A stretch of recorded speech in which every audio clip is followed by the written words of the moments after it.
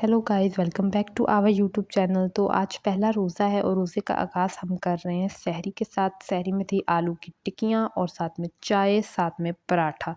और सहरी वहरी से फ़ारिग होकर जब तक टाइम हो गया था फ़जर की नमाज़ का, तो यहाँ पर हम लोग पढ़े थे, मैं पढ़ी थी फ़जर की नमाज़। और आपको पता है कि रोज़ों में आपकी ख़ास रूटीन जो है वो सेट हो जाती है और आपको जो है वो ज़्यादा से ज़्यादा जो है वो अपनी इबादत की तरफ फ़ोकस करना चाहिए। तो फ़जर की नमाज़ पढ़ने के बाद ये किताब है मेरे पास, जिसमें हर नमाज़ के बाद पहले रोज़ा, दूसरा रोज़ा, तीसरे रोज़े के हिसाब से आपने कुछ वज़ाइफ़ होते हैं जो आपने पढ़ना होता है, तो ये मैं पढ़ती हूँ। और उसके बाद मैंने सोचा कि तो कोई जो है ये काम करके क्यों ना ड्रिंक बना कर रख ली जाए। तो ड्रिंक आज बनाई थी दूध, और दूध के अंदर डाल दिया था आइसक्रीम सोडा। ये काफ़ी हेल्दी, काफ़ी मज़ेदार ड्रिंक है। तो सोचा कि वैसे तो मौसम बहुत अच्छा है, इतना कोई ड्रिंक की ज़रूरत नहीं है, लेकिन फिर भी आप सारा दिन जब कुछ पानी वानी नहीं पीते, तो आपका दिल तो करता है कि आप थोड़ा बहुत अपने आप को जो है ना अंदर से, मतलब आप में पानी की कमी ना हो जाए और आप थोड़ा फ्रेश फ़ील करें। तो आपको थोड़ी बहुत ड्रिंक जो है, और आपको पता है दूध में तो वैसे भी बहुत ज़्यादा ताकत होती है।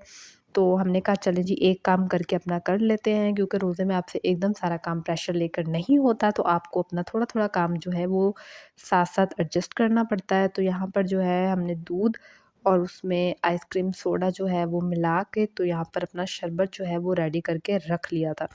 तो मैं तो बस यही करती हूँ कि सारा काम सब घरवालों को मिल-जुल कर करना चाहिए, और जब आप काम मिल-जुल कर करते हैं तो आपका काम बहुत जल्दी भी हो जाता है और किसी एक के ऊपर जो है वो ज़्यादा प्रेशर भी नहीं बनता।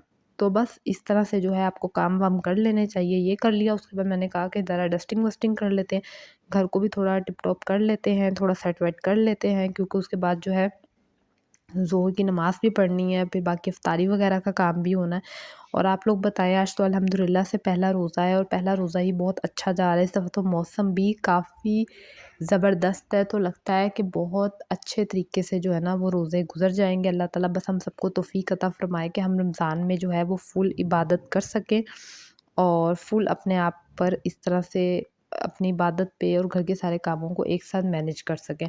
तो बस आपके सामने यही है कि घर का काम चल रहा है, और आपको पता है रोज़ों में सबकी यही रूटीन होती है। आप घर से बाहर तो बहुत ही कम जाते हो, अगर कोई बहुत मजबूरी हो तो आप जाते हो, वरना जो है वो आपकी यही कोशिश होती है कि आप जो हो अपने काम पर फ़ोकस करो। तो उसके बाद जो है मैं यहाँ पढ़ी थी ज़ोहर की नमाज़, और मैंने कहा जी फटाफट से काम तो सारा घर का रेडी हो गया था, तो अब हम लोग पढ़ लेते हैं ज़ोहर की नमाज़, क्योंकि ज़ोहर की नमाज़ के बाद थोड़ा-सा कुरान पाक पढ़ेंगे।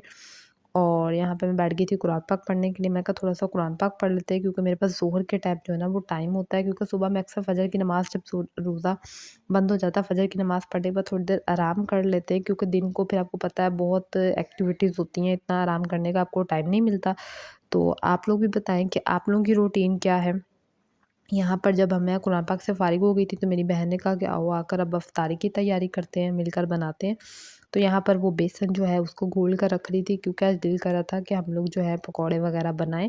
भई रोज़े हैं, तो रोज़ों का थोड़ा बहुत इत्मीनान भी बंदे को जो है ना, एहतमाम भी रोज़ों का थोड़ा बहुत करना चाहिए, और जो आपका दिल करे, जो आप चीज़ों को आपका दिल कर रहा हो कि आप खाएँ, तो आपको खाना चाहिए।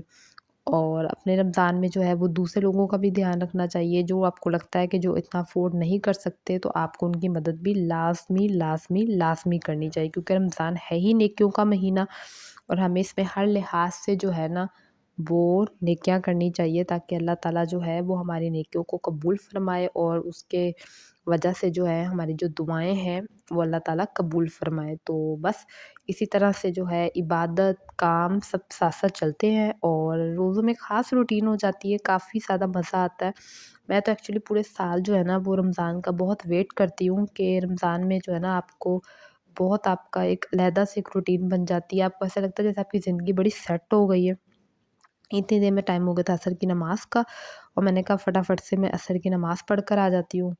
तो यहाँ मैं पढ़ी थी असर की नमाज़, और असर की नमाज़ से जैसे ही पढ़कर फ़ारिग हुई, तो उसके बाद मेरी बहन ने कहा कि अब वो जो है ना वो बैठ रही थी कुकिंग करने के लिए। तो यहाँ पर वो फ्राई कर रही थी आलू के पकौड़े। मुझे तो स्पेशली आलू के पकौड़े बहुत ज़्यादा पसंद है। घर वाले तो बाकी मिक्स वगैरह भी खा लेते हैं ज़्यादा शौक से, या बैंगन के हों या पालक के हों वो भी खा लेते हैं, लेकिन मेरे लिए जो है ना वो घर वाले अक्सर ही आलू के पकौड़े बनाते हैं, क्योंकि मुझे आलू के पकौड़े बहुत ही ज़्यादा पसंद है। और यहाँ पर हमारी सारी इफ्तारी रेडी हो गई थी। इफ्तारी में थे आलू के चिप्स, आलू के पकौड़े, खजूरें और रोल और मिक्स पकौड़े और समोसे, और साथ में थी चटनियाँ और यहाँ पर जो चटनी थी और साथ हमारी जो एक नेबर उनके घर से ये दही भल्ले आए थे और हमने इमली की चटनी भी मीठी बनाई हुई है। तो बस इसी तरह से जो है हम लोग बैठ गए थे कि अब इफ्तारी का जो है टाइम है और आपको इफ्तारी के टाइम पे दुआ मांगनी चाहिए, क्योंकि उस टाइम पर आपकी जो दुआएं हैं वो कबूल हो जाती हैं। तो इस तरह से जब तक इफ्तारी की, उसके बाद साथ ही टाइम हो गया था मगरिब की नमाज़ का, और मगरिब की नमाज़ के साथ ही जो है ना, अब मैं अपना व्लॉग भी यहीं पर ख़त्म कर रही हूँ। अब आपसे मुलाकात होगी नेक्स्ट अगले रोज़े के लिए। तब तक के लिए अल्लाह हाफ़िज़, बाय बाय, सी यू, मिलेंगे कल, बाय बाय।